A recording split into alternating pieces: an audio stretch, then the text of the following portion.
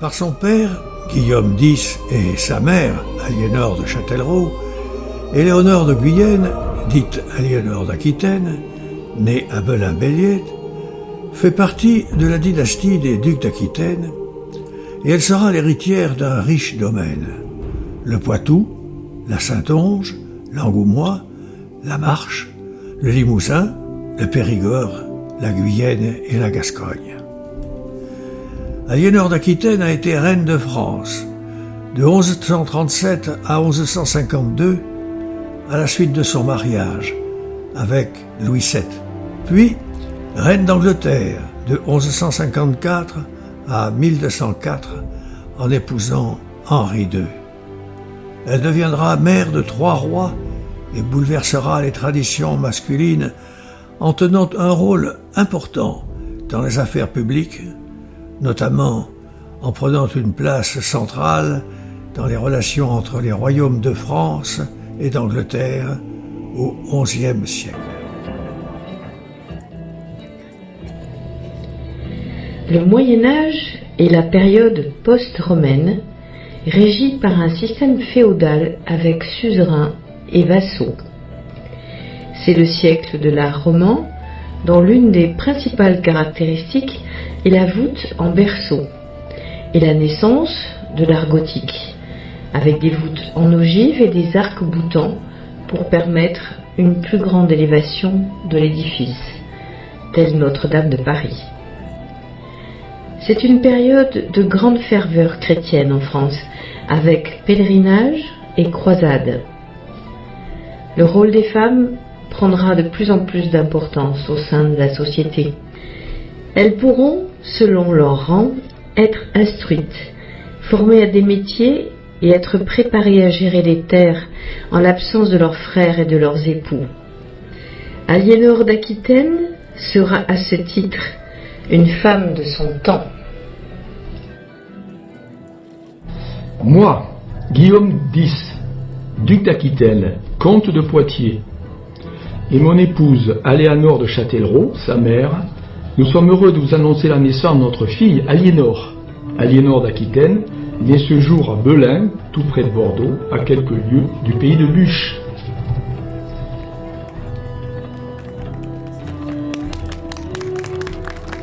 Notre enfant Aliénor recevra une éducation soignée qui sied à la noblesse de son temps à la cour d'Aquitaine, l'une des plus raffinées du XIIe siècle. Elle apprendra le latin, la musique, la littérature et sera initiée à la chasse, à la fauconnerie de Longton, sur le havre d'Arcanson. Son grand-père Guillaume IX, troubadour, célébrait l'amour courtois et a créé une cour dédiée à la musique et à la poésie.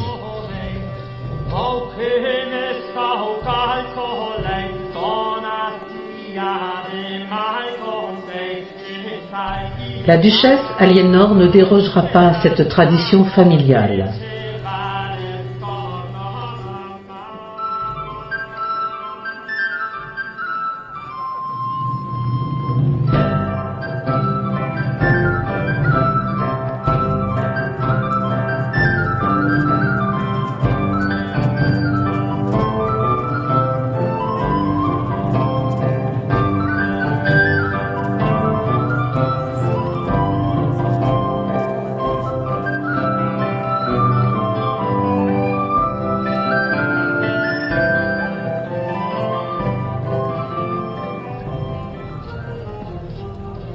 Mademoiselle Aliénor, qu'écrivez-vous? Un poème pour mon cher père. De quoi parle-t-il? Des beautés que le Seigneur a créées. Pouvez-vous me lire quelques vers? Avec ton amour pour raison de vivre, avec ton courage pour survivre, je me sens fleurir. Cher père, vous êtes le créateur de mes sourires. Oh, continuez, mademoiselle Aliénor, cela me semble bien délicat.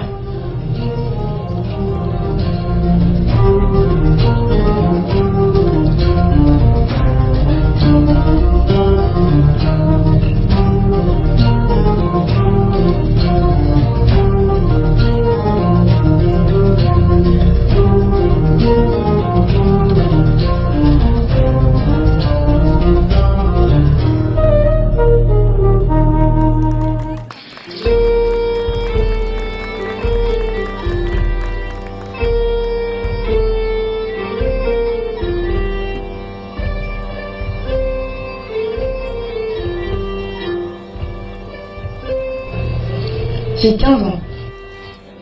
Suite au décès de mon père Guillaume X, on me confie au bon soin du roi de France Louis VI.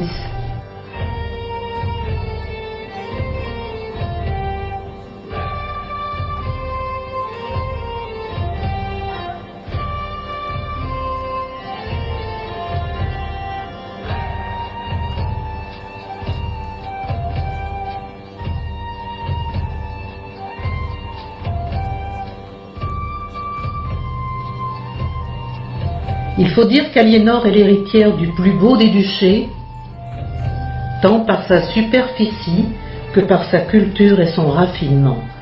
Non seulement le roi de France va penser à ses propres intérêts, mais il va aussi respecter le souhait exprimé par le duc d'Aquitaine au moment de sa mort, à savoir le mariage de son fils Louis le Jeune avec Aliénor.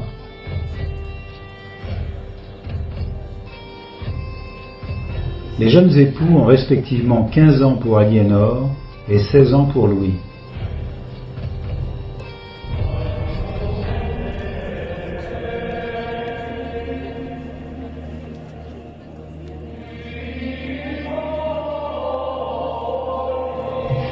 Beati homines, qui timan dominium, qui ambulant in viis eius.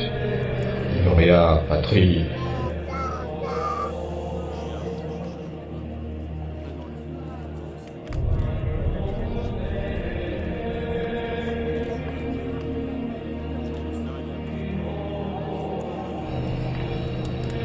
Le mariage a lieu cette même année 1137 en la cathédrale Saint-André de Bordeaux. Aliénor apporte au roi de France l'Aquitaine, qui comprend la Guyenne et la Gascogne, ainsi que le comté de Poitiers. Il n'en demeure pas moins que ces terres resteront indépendantes et ne pourront être annexées au royaume de France qu'à la naissance d'un premier fils. 2 semaines plus tard, sur le chemin les menant à Poitiers, les jeunes mariés sont informés du décès du roi de France.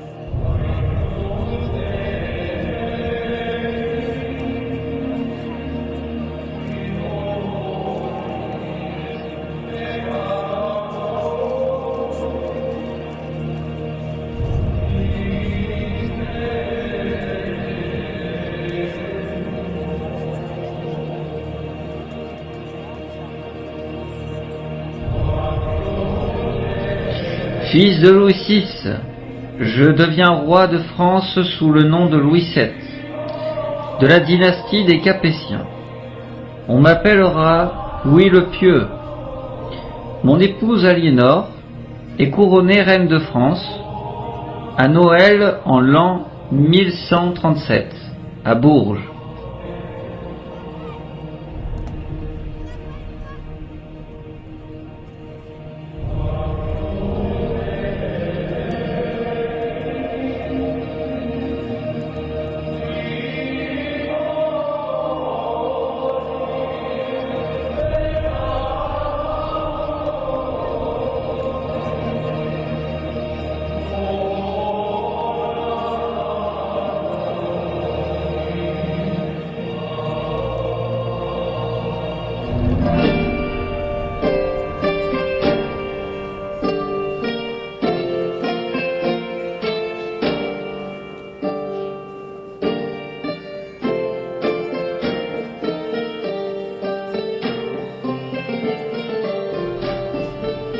Maintenant installée à la cour royale de France, accompagnée par sa jeune sœur Pétronille, Aliénor découvre que l'ambiance ne ressemble en rien à celle du comté de Poitiers.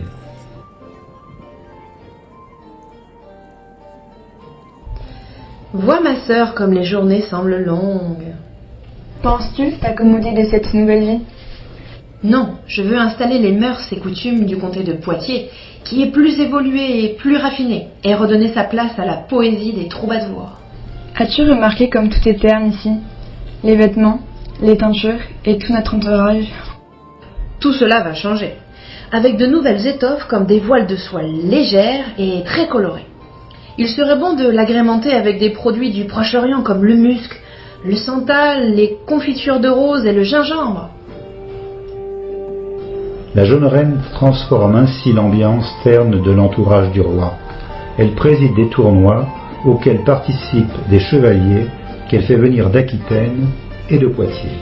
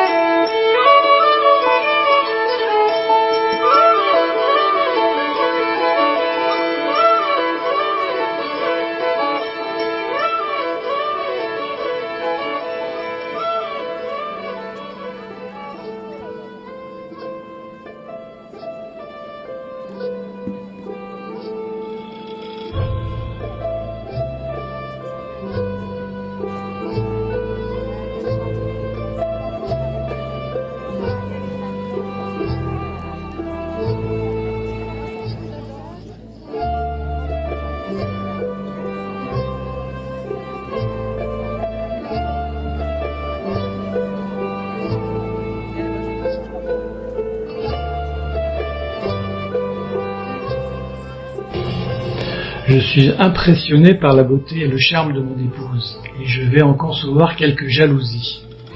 Voici quelques rimes composées pour elle. Quand je la vois, tout mon semblant, mes yeux, mon visage et mon teint trahit le trouble qui m'étreint, et tremble comme feuille au vent. Je n'ai plus de sens qu'un enfant. Tant suis-je d'amour entrepris, et d'un homme à ce point épris peut avoir un amour grand.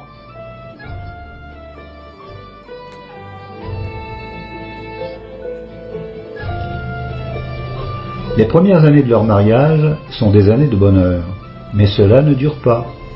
Ils ont des caractères très différents, autant Aliénor est enjouée sûre d'elle-même, autant louée à l'allure d'un moine, dit-on. Il est vrai qu'il n'aurait jamais dû régner imprégné de religion, il se destinait à la vie monastique.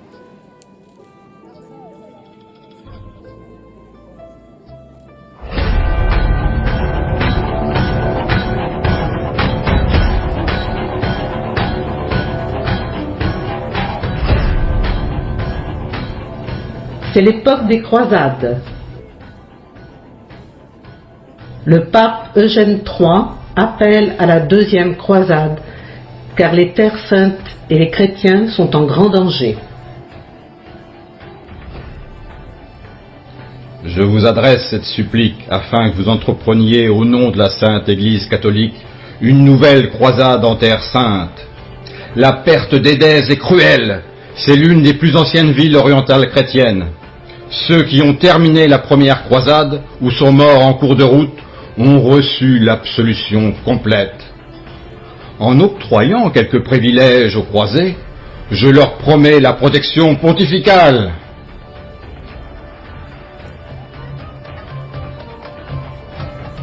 Louis VII décide d'y participer avec son épouse.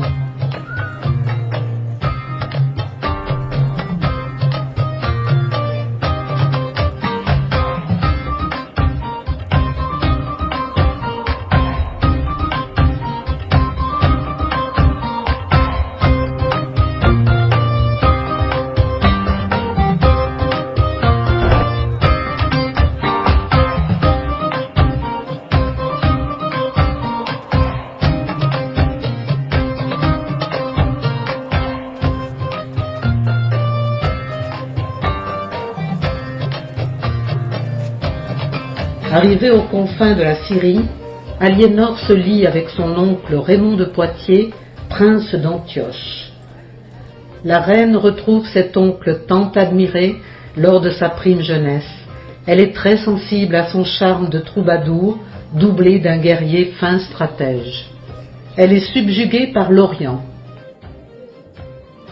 Hola, estimada Dombeda. Faye molt de temps que no tenía el player de verte. Mon cher oncle, votre cour est si accueillante et colorée qu'elle me rappelle mes terres d'Aquitaine. C'est mon vœu le plus cher de les conserver. Nous sommes en péril à cause de cette guerre. Édesse est à nouveau aux mains des Ottomans, ainsi que les places fortes à proximité d'Antioche. Mais les croisés sont là pour vous aider.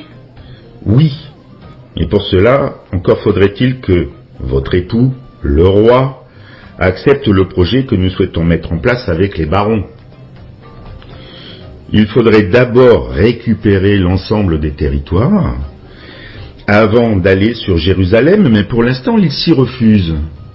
Je vais plaider auprès de lui en faveur de votre projet, car il me semble aussi que les adversaires de Jérusalem soient plus nombreux et mieux armés que nous.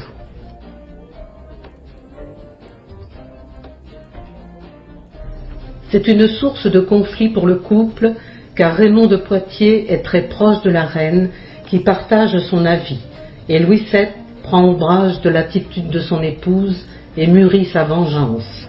Il lui fera payer son déshonneur.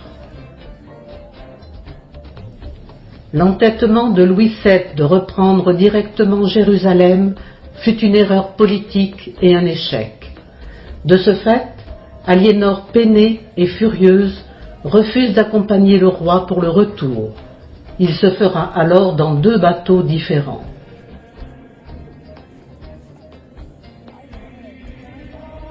Arrivé en Italie, le pape Eugène III, au courant des problèmes du couple, les accueille.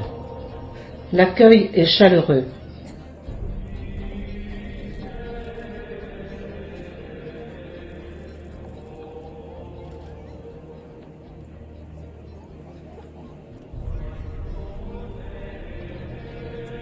Souvenez-vous de ma bénédiction lors de votre départ, dans un climat de confiance et d'entente. Souvenez-vous, vous vous êtes engagés dans une vie commune pour mener ensemble le bonheur de votre peuple, pour écouter ses doléances et chercher à les apaiser.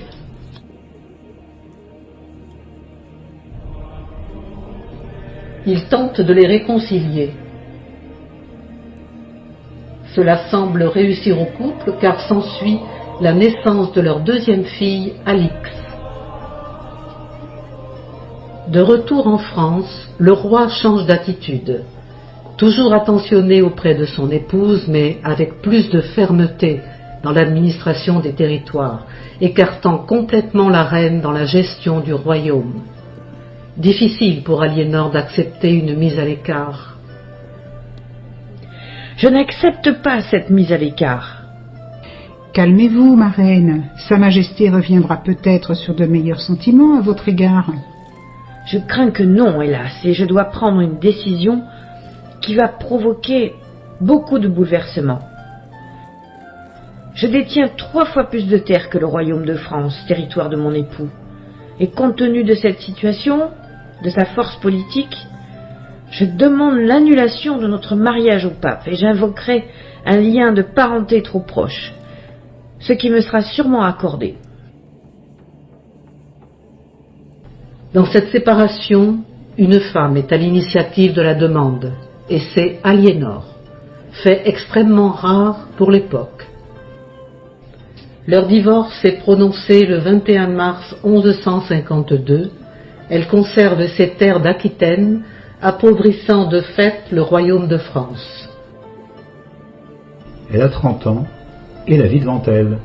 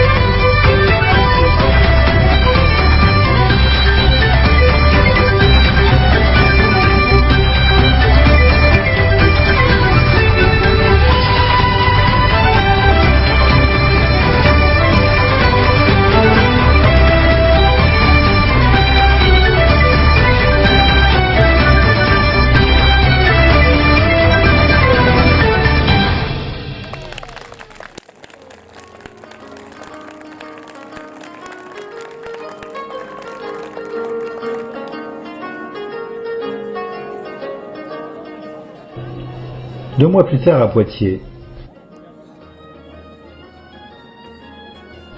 Aliénor épouse Henri de Plantagenet, duc de Normandie, héritier du royaume d'Angleterre, qui possède déjà sur le sol français la Normandie, l'Anjou et le Maine. Le 18 mai de l'an de grâce 1152, le mariage a lieu dans la cathédrale Saint-Pierre de Poitiers.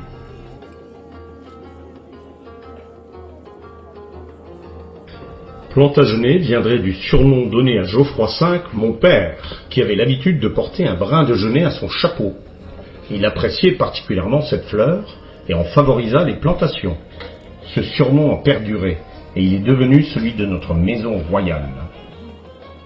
Nous sommes descendants de Vikings et de Guillaume le Conquérant. J'apporterai par succession le royaume d'Angleterre en 1154. Je suis toujours en possession de mes terres d'Aquitaine, qui passent du royaume de France au royaume d'Angleterre.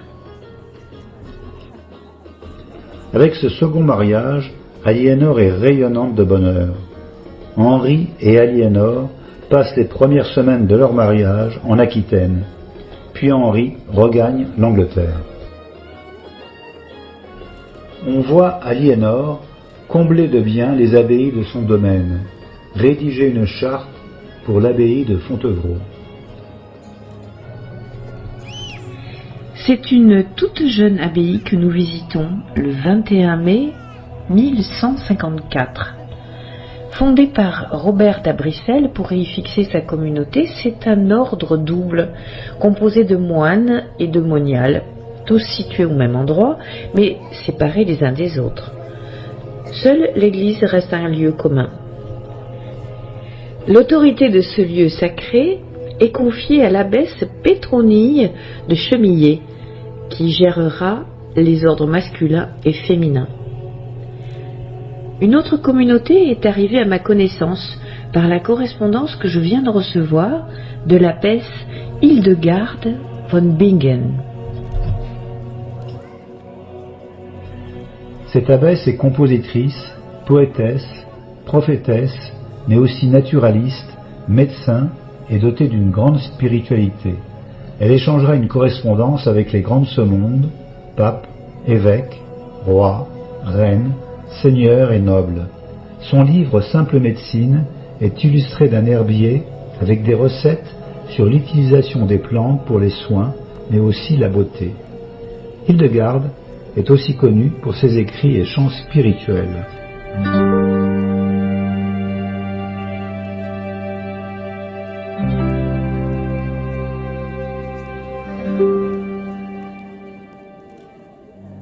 Majesté, je m'intéresse au secret de la longévité et je tenais à vous faire part d'une recette qui a prouvé son efficacité, que j'ai nommée la recette des gâteaux de la joie, avec comme ingrédient principal la farine d'épeautre. C'est un anti-inflammatoire naturel, anti-infectieux, cuivre et zinc. La recette est composée de beurre, sucre, œufs, cannelle, noix de muscade et clous de girofle.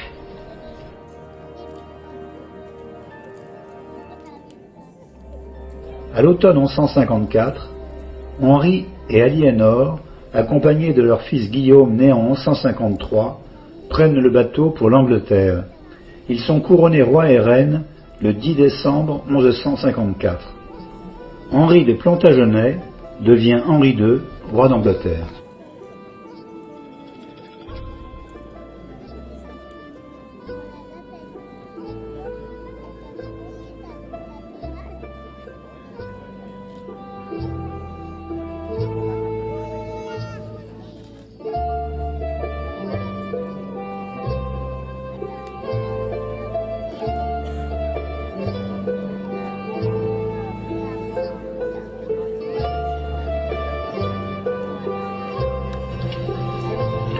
Aliénor, infatigable, traverse souvent la Manche, visitant les terres de son époux et les siennes, les administrant en véritable chef.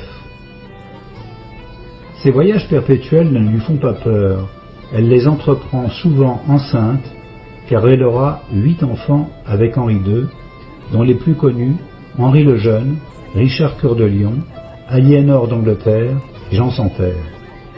Ces 10 années sont pour Aliénor des années épanouissantes, vivant pleinement sa vie de reine et de femme. Son époux remet de l'ordre dans le royaume d'Angleterre, ce qui plaît beaucoup à Aliénor, qui prend part à l'administration du royaume. Elle rédige des actes en son nom propre, mais aussi au nom du roi. Il se partage ainsi à maintes reprises la gouvernance des provinces. Elle délivre des ordres de paiement, parfois libellés en son nom propre. Elle rend aussi la justice si besoin. On verra des achats de vin faits par la reine, et on suppose qu'encouragés par son exemple, les marchands de vin de Guyenne vont reprendre le chemin des ports anglais et finiront par faire une sérieuse concurrence à la bière anglaise. Comme elle l'avait fait précédemment à la cour de France, Aliénor prend soin de transformer ces vieilles demeures anglaises pour les rendre plus confortables, plus luxueuses. Pour cela, elle fait des achats de toiles de lin pour des nappes, des coussins, des tentures et fait venir fréquemment des épices comme le poivre, le cumin, la cannelle, des amandes pour la pâtisserie qui serviront aussi pour la toilette tel le lait d'amande. Santé Guenièvre, quelle senteur merveilleuse! Oui, ma reine. Votre peau est encore plus douce et nos cuisinières utilisent à présent toutes ces nouvelles saveurs que votre époux apprécie aussi pour lui donner grande vigueur. De par son enfance et son héritage familial, entourée de troubadours, elle favorise l'amour courtois, cet art poétique et délicat destiné à la gente féminine, ce qui modifiera le regard des hommes sur les femmes. Majesté, pour votre santé, 2 conseils. Un pour une digestion facile, consommez régulièrement du fenouil. Et je joins une recette à la violette pour vos maux de tête.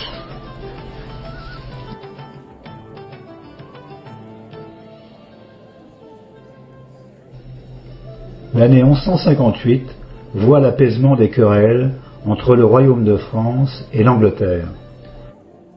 En Angleterre, la relation du couple Henri II-Aliénor se dégrade avec l'arrivée de Rosemonde, qui devient la favorite du roi. Finit leur belle entente qui a duré 14 ans. Mon roi m'a choisi. Pour lui, je suis la plus belle blonde de la cour d'Angleterre, et j'éprouve pour lui de profonds sentiments. La reine me déteste, me hait même. Aliénor, qui a été la fidèle alliée du roi en toutes circonstances, va devenir son ennemi, aussi déterminée à le détruire qu'elle a été à le seconder.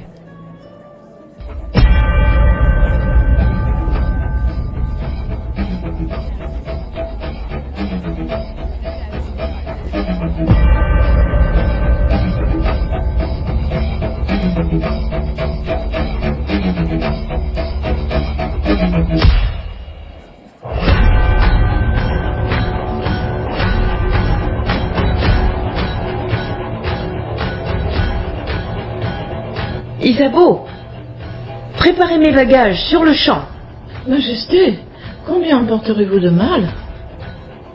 Toutes. Nous partons pour l'Aquitaine. Bien, Majesté, bien. Aliénor se détourne de l'Angleterre pour redevenir duchesse d'Aquitaine. On la voit désormais agir en mère et non plus en épouse. Au cours des visites sur ces terres, elle prend des décisions d'importance. Inspirée des conventions maritimes en Méditerranée, elle fixe les bases du droit maritime. Le recueil codicié a pour titre « Rôle d'Oléron » ou encore « Jugement d'Oléron ». Ces codifications régissent le droit maritime avec promulgation en 1160. C'est l'origine de la loi actuelle de l'amirauté britannique et du droit maritime moderne. La vie est douce en Aquitaine. Dans ses différents palais, Aliénor, entourée de ses enfants, donne fêtes et tournois, dont le roi Henri II ne fait pas partie.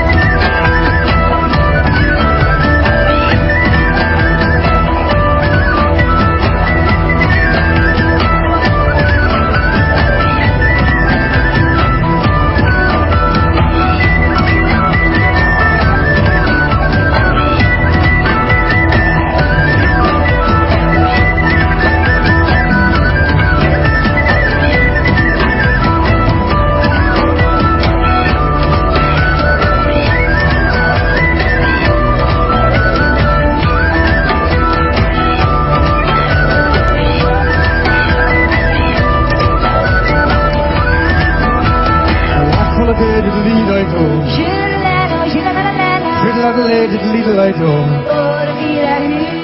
Wax for the day, diddle-I-do. Fiddle-I-do-lay, diddle-I-do.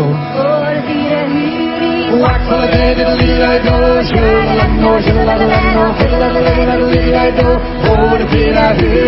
Wax for the day, diddle-I-do. Shiddle-I-do, shiddle-I-do, fiddle-I-do, oh, the diddle-I-do. Wax for the day, diddle-I-do. Shiddle-I-do, shiddle-I-do, fiddle-I-do, oh, the diddle-I-do. Wax for the day, diddle-I-do. Shiddle-I-do, shiddle-I-do, fiddle-I-do, oh, the diddle-I-do.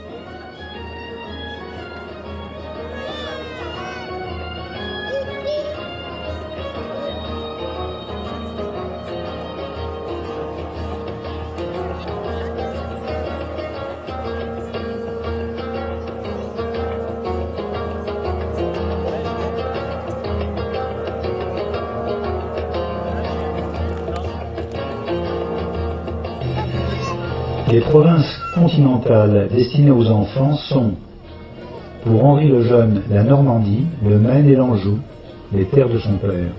Pour Richard le Poitou et l'Aquitaine et Geoffroy la Bretagne.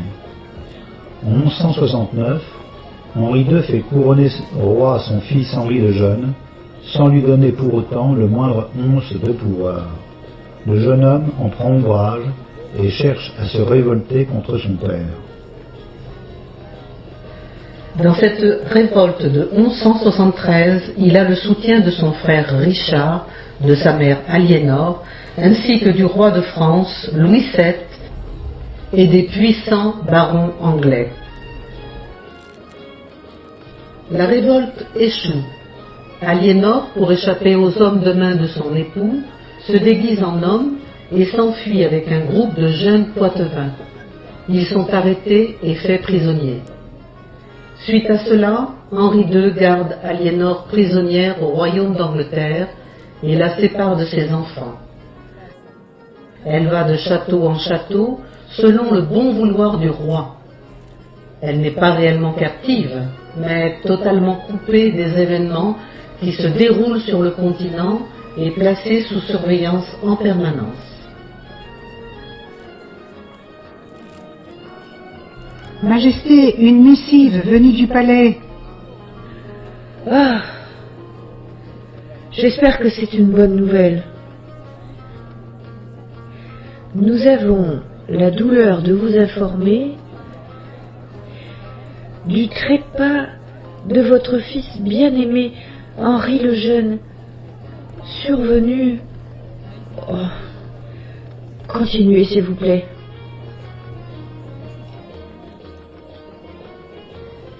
suite aux sollicitations avant son décès auprès de Sa Majesté votre époux, votre réclusion va être allégée. Quelle nouvelle! Nous allons enfin pouvoir retrouver un peu de liberté. La mort d'Henri le Jeune fait de Richard, dit Richard Cœur de Lion, l'héritier de la couronne d'Angleterre. 6 ans plus tard, en 1189, la mort du roi Henri II Plantagenet permet à Richard de libérer sa mère. Nous voici complètement libérés après 15 ans de captivité. Elle a alors 67 ans. Elle a accumulé de véritables trésors d'énergie pendant sa retraite forcée, ce qui lui permet de faire face aux années à venir, qui seront pour elle très chargées, les plus ardentes et les plus mouvementées de toute son existence.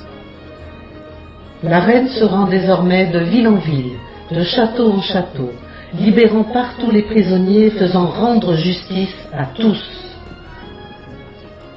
Cette longue réclusion lui a permis de réfléchir et de pouvoir s'ouvrir aux problèmes de son temps. Elle révèle un sens pratique et une conscience des besoins du peuple. Il est important qu'une unification soit faite sur les produits, les marchandises, pour favoriser la prospérité économique du pays.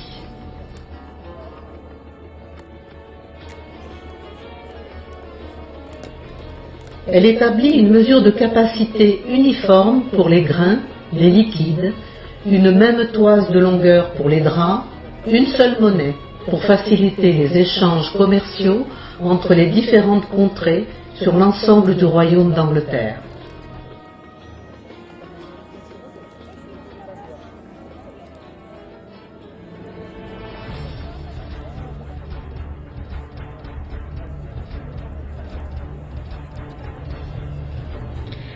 Le 3 septembre 1189, j'ai la joie de voir Richard couronné roi, sous le nom de Richard Ier d'Angleterre. À peine couronné, il souhaite quitter hâtivement l'Angleterre pour mettre à exécution son projet de croisade. Cette mission est impérieuse pour les chrétiens. Il s'agit de délivrer le tombeau du Christ entre les mains des Mahométans.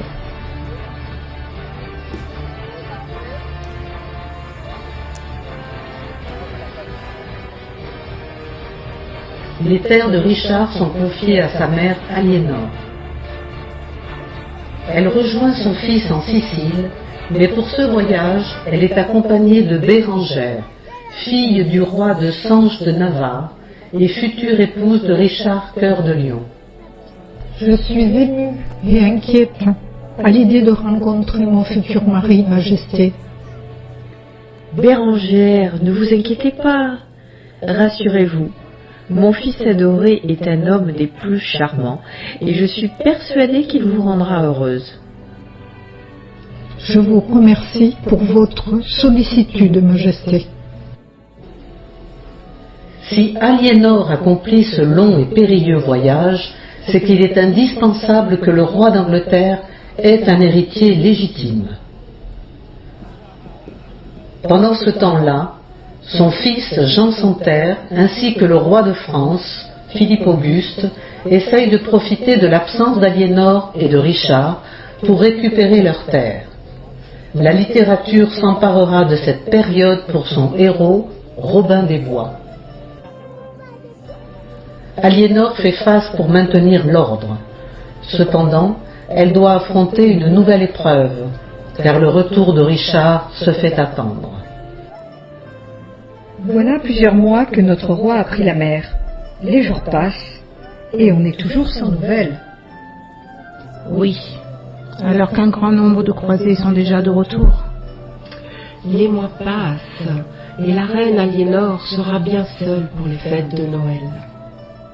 Toujours cette attente qui n'en finit pas. Je viens de recevoir une missive m'informant que le roi Richard est fait prisonnier par l'empereur d'Allemagne, et celui-ci réclame une rançon colossale en vue d'une possible libération. Qu'allez-vous faire, Majesté? Bien, je vais réunir la somme demandée et l'apporter moi-même. Votre présence à mes côtés me sera un précieux réconfort, mesdames. À la suite des manœuvres du roi français Philippe Auguste, le duc Léopold V de Babenberg capture Richard, près de Vienne, à l'automne 1192. Richard l'a en effet publiquement insulté durant la troisième croisade.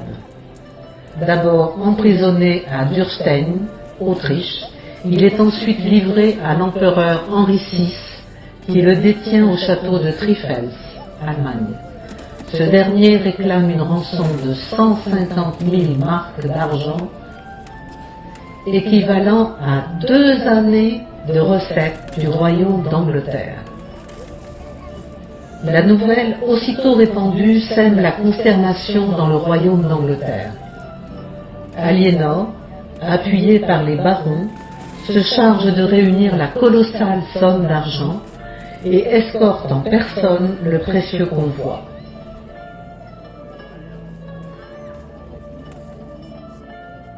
Richard, enfin libéré, retrouve l'Angleterre. Cependant, durant les 10 ans de son règne, il ne séjournera que quelques mois dans le royaume d'Angleterre et n'apprendra jamais l'anglais.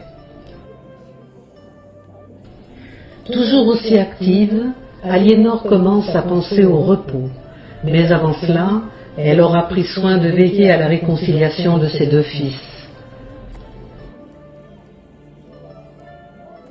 Maintenant, entre elle et les bruits du monde, se dressent les murs de l'abbaye de Fontevraud, son abbaye de prédilection où elle s'est retirée. Elle n'a plus qu'à se consacrer à la prière, la lecture et la méditation. Son fils Richard l'a fait demander car il est mourant, suite à un malheureux accident sur ces terres du Poitou. Par la mort de ce fils tant aimé, tous ses espoirs s'écroulent. Elle a eu 5 fils, et sur les 5, seul Jean Santerre demeure vivant. À 77 ans, pouvait-elle encore agir? Il faut trouver une solution, elle qui a toujours souhaité transmettre son héritage.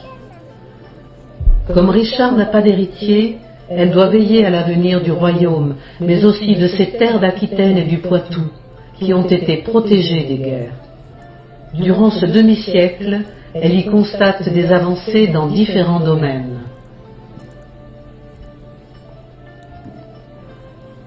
Tels que les moulins, mus par la force hydraulique, qui servent à moudre le blé et la moutarde, brasser la pierre et activer le tour à bois. Cette prospérité se mesure aussi par une intense activité dans le bâtiment, des ouvrages avec des voûtes en arc brisé. C'est le début du gothique. Partout de nombreuses constructions, des travaux d'art, des hôpitaux et des villes entières. Des églises, Notre-Dame de Lanton, qui appartient au seigneur du Captal de Buch, l'église Saint-Éloi d'Andernos-les-Bains.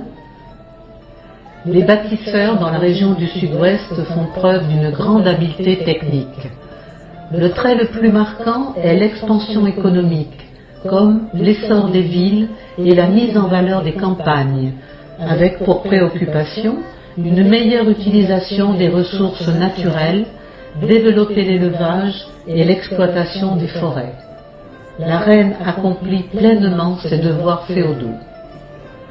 À l'âge qui aurait pu être celui de l'abandon, du découragement, on la voit au contraire animée de sagesse, capable de mener une action efficace au moment où toute son œuvre semble s'écrouler.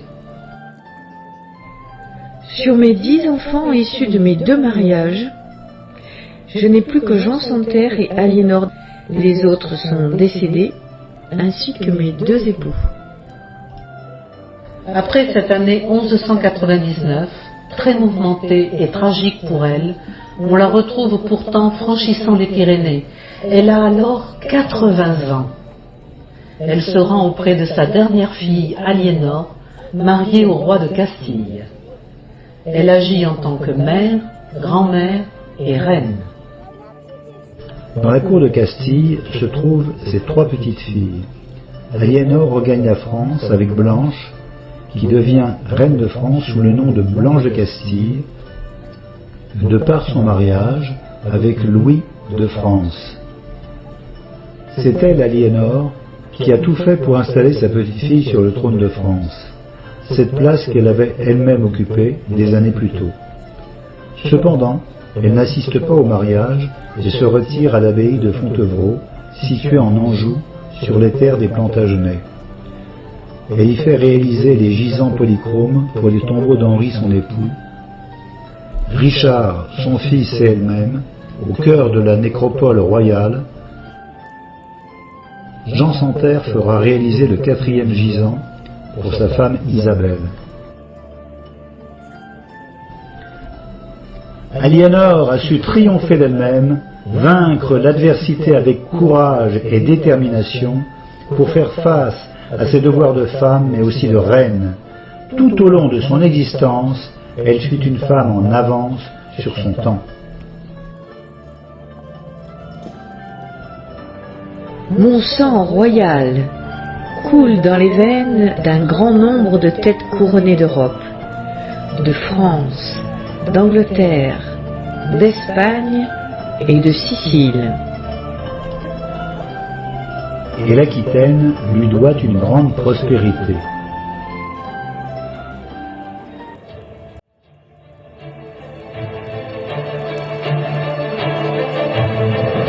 Nous avons fait de grands sauts dans l'histoire du Moyen-Âge, allant de France aux confins de l'Orient, en passant par l'Angleterre, pour vous conter l'histoire d'une femme hors du commun, qui a façonné notre région et dont nous sommes tous fiers, Aliénor d'Aquitaine.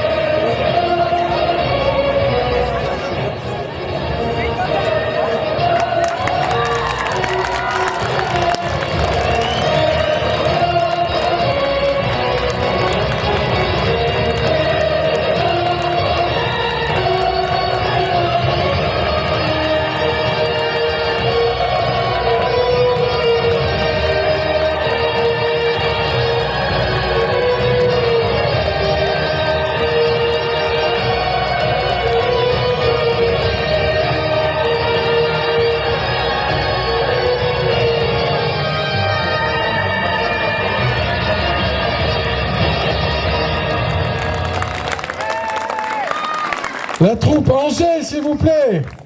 Bravo.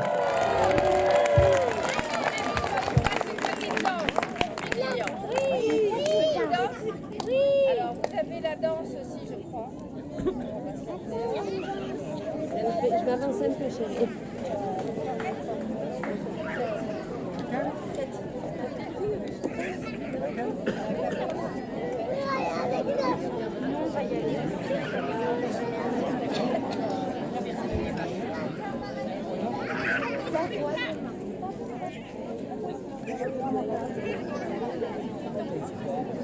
Alors sur une autre clé, il y a une danse pour clôturer, avant le tirage de la tombola bien sûr, et puis l'élection du meilleur costume et du plus beau château dessiné ou construit.